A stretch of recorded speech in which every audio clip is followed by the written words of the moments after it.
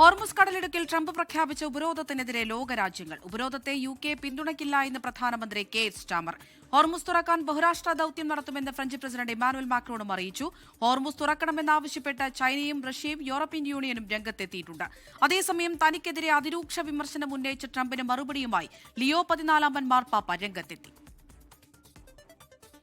Hormuz ഉപരോധിക്കാൻ America നീക്കം തുടങ്ങിയതോടെ ട്രംപിനെതിരെ രംഗത്തെത്തിയിരിക്കുകയാണ് ലോകരാജ്യങ്ങൾ. അമേരിക്ക പ്രഖ്യാപിച്ച ഉപരോധത്തെ UK പിന്തുണയ്ക്കില്ലെന്ന് പ്രധാനമന്ത്രി കെയർ സ്റ്റാമർ. ഇറാനെതിരെ യുദ്ധത്തിലേക്ക് UK വലിച്ചിഴക്കേണ്ടതില്ലെന്നും സ്റ്റാർമർ വ്യക്തമാക്കി. മേഖലയിലൂടെ സുരക്ഷിതമായ ചരക്ക് നീക്കം ഉറപ്പാക്കണമെന്ന് ഫ്രഞ്ച് പ്രസിഡന്റ് ഇമ്മാനുവൽ മാക്രോണും ആവശ്യപ്പെട്ടു. ഹോർമുസ് തുറക്കാൻ UKയുമായി ചേർന്ന് ബഹുരാഷ്ട്ര ദൌത്യം നടത്തുമെന്നും മാക്രോൺ.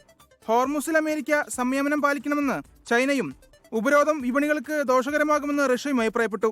ഹോർമുസിൽ ചരക്ക് നീക്കം പുനഃസ്ഥാപിക്കണമെന്ന് യൂറോപ്യൻ യൂണിയനും സ്വതന്ത്ര കപ്പൽ നീക്കം തടസ്സപ്പെടുത്തരുതെന്ന് ഇന്ത്യയും ആവശ്യപ്പെട്ടിട്ടുണ്ട്.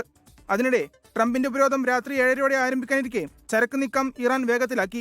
ഇറാന്റെ 2 എണ്ണ ടാങ്കറുകൾ ഗൾഫിൽ നിന്ന് ഹോർമുസ് വഴി പുറത്തു കടന്നതായാണ് റിപ്പോർട്ട്. അതിനിടെ യുദ്ധവിരുദ്ധ നിലപാടിനെ വിമർശിച്ച ഡൊണാൾഡ് ട്രംപിനെ മറുപടിയുമായി മാർപ്പാപ്പ രംഗത്തെത്തി.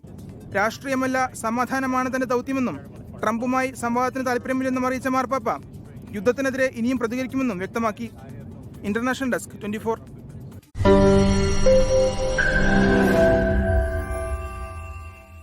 ലോകത്തെവിടെയായാലും ഏത് സമയത്തും 24 വാർത്തകളും ഓഗ്മെന്റഡ് റിയാലിറ്റി പാക്കേജുകളും എക്സ്പ്ലെയിനറുകളും വിശദമായി കാണാൻ ഞങ്ങളുടെ YouTube ചാനൽ നിങ്ങൾക്ക് സബ്സ്ക്രൈബ് ചെയ്യാം.